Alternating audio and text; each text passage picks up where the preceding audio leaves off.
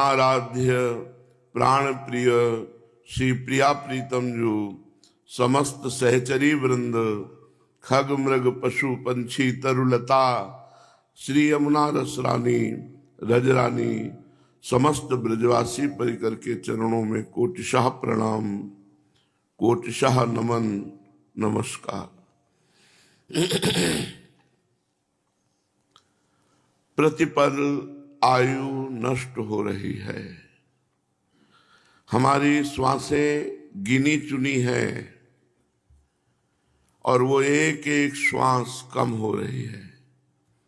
जैसे अंजुली का जल कितना भी जोर से बांध लो वो एक समय खाली हो ही जाएगा, ऐसे ही हमारी आयु, हमारी श्वासें खाली हो रही है।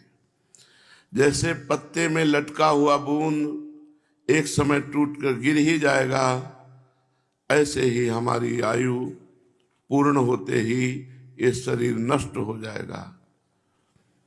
इसलिए शरीर नष्ट होने के पहले ही भगवत प्राप्ति कर लो। अगर भगवत प्राप्ति ना हो पाई और हमने भगवत प्राप्ति का प्रयास किया तो अगला जन्म हमारा श्रीवान कुलवान भक्ति संपन्न घर में होगा और हम पुनः भगवत भजन करके भगवत प्राप्ति करेंगे। पर यदि इस जन्म में प्रयास ही नहीं किया तो फिर 83,99,999 योनियां हैं, उनमें हमें जाना ही पड़ेगा। एकमात्र केवल मनुष्य योनि ऐसी है जिससे हम भगवत प्राप्ति कर सकते हैं। अन्य योनियों में क्रियमाण नहीं है, केवल संचित और प्रारब्ध है। मनुष्य शरीर में क्रियमाण है, नया कर्म कर सकते हो, वो चाहे पाप कर्म हो, चाहे पुण्य कर्म हो या भगवत भजन हो। इसलिए बहुत सावधानी से भगवत समर्पित जीवन व्यतीत करो। एक एक श्वासें बड़ी कीमती है, श्यामा श्याम के नाम रूप में लगा दो। श्रीपाद प्रबोधानंद जी महाराज कहते हैं, इदम भगवद अर्पणाचरितो सर्वसत कर्मणाम फलंच भगवत पदाम्बुजो सुभक्तिमत संगते फलात्म भगवत कथामृत रुचि। हेलो डॉक्टर, मेरा दवाइयों का खर्चा बढ़ता ही जा रहा है। रितु जी, क्या आपने ट्रूमेट्स ट्राई किया? ट्रूमेट? जीवन की सार्थकता है भगवद अर्पण जीवन। कल बस केवल इतने की चर्चा हुई थी, इदम भगवद अर्पणा चरितम। तुम्हारा जीवन, तुम्हारा चरित्र भगवद अर्पित होना चाहिए। उसका फल है साधु संग। फलंच भगवत पदाम्बुज सुभक्तिमत संगते। जो भगवत चरणार बिंद में सुभक्ति प्राप्त किए हुए महापुरुष हैं, ऐसों का संग मिलेगा। यदि आपने मन से सोच लिया कि मैं प्रिया प्रीतम का हूं, मैं प्रिया प्रीतम के शरण में हूं, तो इसका फल मिलेगा भगवत पदाम्बुज रति प्राप्त सुभक्तिमान महापुरुष। महापुरुषों का संग मिलेगा। फलात्म भगवत कथा अमृत रुचि, उसका फल होगा संत समागम का कि तुम्हें भगवत चर्चा प्राणों से भी अधिक प्रिय लगने लगेगी। अगर सत्संग न मिले तो ऐसा लगेगा आज का हमारा दिन व्यर्थ गया, हम कैसे समय काटेंगे।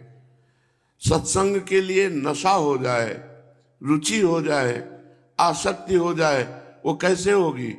बोले भगवत पदाम्बुज रति सुभक्तिमान महापुरुष के द्वारा। जब हम भगवत प्रेमी महात्मा का संग करते हैं तो गर्मी सर्दी बरसात ये सब कुछ सुहाई नहीं देता, केवल भगवत चर्चा सुहाई देती।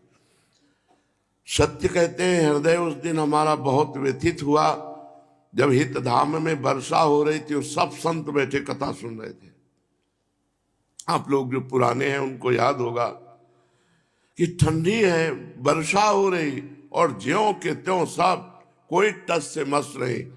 केवल भीतर 25 लोग बैठते, 40 लोग बैठ सकते थे, बाहर सैकड़ों लोग भींजते हुए कतार।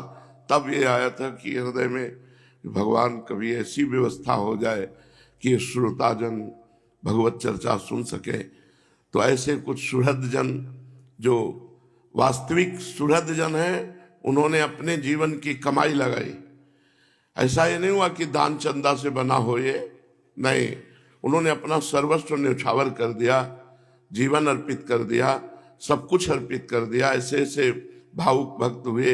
ये जो सौभाग्य मिला है प्रिया प्रीतम की चरण रज में बैठकर सत्संग सुनने का, अगर हमें प्रिया प्रीतम की चर्चा में रुचि ना हुई तो हमारे किसी साधन का कोई फल नहीं मिला। जैसे इसमें वर्णन है कि भगवद अर्पित जीवन का फल है महापुरुष का संग, और महापुरुष के संग का फल है भगवत कथा में रुचि। ऐसे वर्णन है, गोस्वामी जी कह रहे हैं कि तीर्थाटन साधन समुदायी,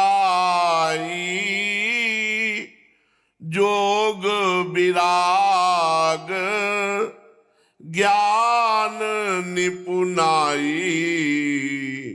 नाना कर्म धर्म व्रत दाना, संयम दम जप तप मख नाना, भूत दया द्विज गुरु सेवकाई, विद्या विनय विवेक बड़ाई, जहां लगी साधन वेद बखानी, सब कर फल हरि भगति भवानी, सब कर फल हरि भगति भवानी।